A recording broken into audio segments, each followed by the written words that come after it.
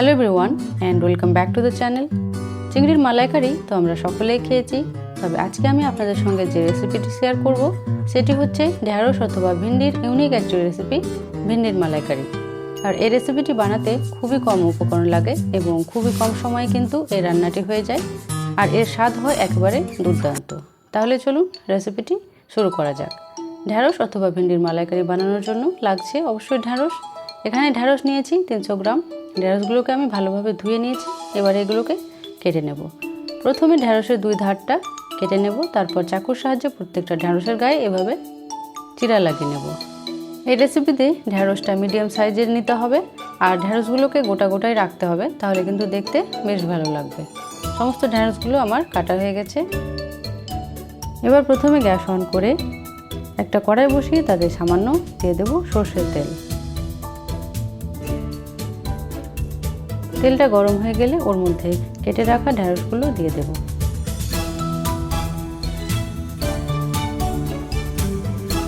একটু নাড়াচাড়া করে দিয়ে দেব সামান্য লবণ। লবণটা দিয়ে ভালোভাবে নাড়াচাড়া করে লো টু মিডিয়াম হিটে ঢ্যাঁড়সগুলোকে হালকা ভেজে নিতে হবে, ঢাকা দিয়ে প্রায় 2 মিনিট মতো। মাঝে মাঝে নেড়ে দিতে হবে। ঢ্যাঁড়সটা যতক্ষণে ভাজা হচ্ছে ততক্ষণে দেখে নেওয়া যাক এই রান্নাটিতে কী কী উপকরণ লাগবে। এখানে রয়েছে পেঁয়াজ, রসুন আর আদা একসঙ্গে পেস্ট করে নিয়েছি, এর 2 টেবিল স্পুন লাগবে। আর রয়েছে একটা মিডিয়াম সাইজের টমেটো কুচি। আর এখানে রয়েছে নারকেল বাটা। নারকেল আর একটু বেশি করে জল দিয়ে এরকম পেস্ট বানিয়ে নিয়েছি। এখানে রয়েছে 2 টিস্পুন মতো পোস্ত। পোস্তটাকে আমি আগে থেকে একটু জল দিয়ে ভিজিয়ে রেখেছিলাম। আর 2টো কাঁচা লঙ্কা দিয়ে পোস্তটাকে পেস্ট করে নেব।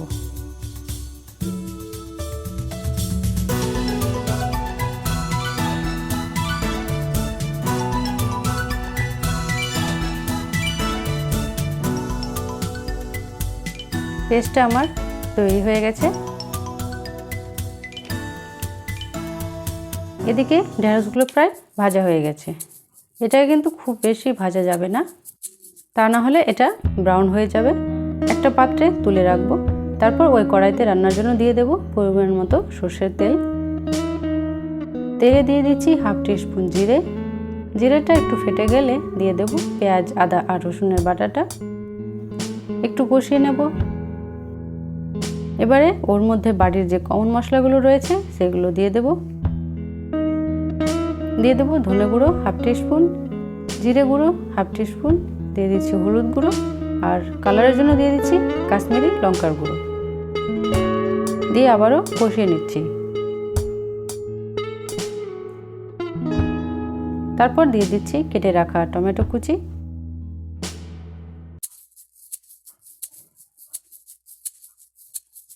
এবার সামান্য একটু জল দিয়ে টমেটোটা গলে যাওয়া পর্যন্ত ভালোভাবে কষিয়ে নিতে হবে।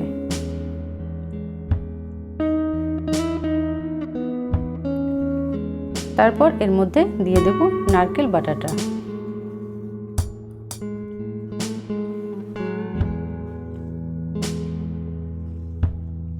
দিয়ে আবারও ভালোভাবে মশলাটাকে কষিয়ে নিতে হবে।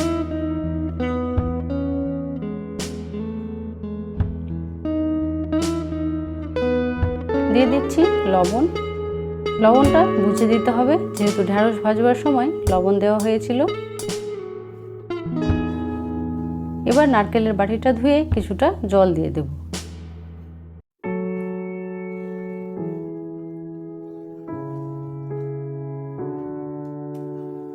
তারপর এর মধ্যে দেব 1/2 টিস্পুন চিনি।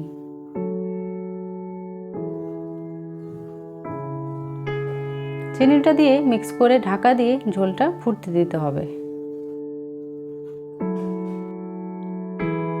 ঢাকাটা খুলে নিচ্ছি। ঝোলটা এবারে ফুটে গেছে।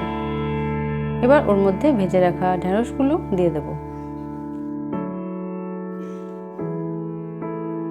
হালকা হাতে ঢ্যাঁড়সগুলোকে ভালোভাবে নাড়াচাড়া করে একটু ফুটিয়ে নেব। তারপর ঢাকা দিয়ে লো হিটে এটাকে রান্না হতে দেব প্রায় 5 থেকে 7 মিনিট মতো। আর ঢাকা খুললেই তৈরি মজাদার ভিন্ডির মালাই কারি। আর এটা ভাত ছাড়া কিন্তু ফ্রাইড রাইস অথবা তন্দুরি রুটির সাথেও কিন্তু অসাধারণ লাগে। তাহলে আপনারা কবে ট্রাই করছেন আজকের এই রেসিপিটি? আজকের আমার এই ভেন্ডির মালাইকারি রেসিপিটি আপনাদের কাছে কেমন লাগলো অবশ্যই কমেন্টে জানাবেন। আর ভালো লাগলে একটা লাইক দেবেন। আর এখনও যারা আমার চ্যানেলটি সাবস্ক্রাইব করেননি তাদেরকে আমার চ্যানেলটি সাবস্ক্রাইব করার অনুরোধ থাকলো। আপনাদের অনেক ধন্যবাদ আমার ভিডিও দেখবার জন্য।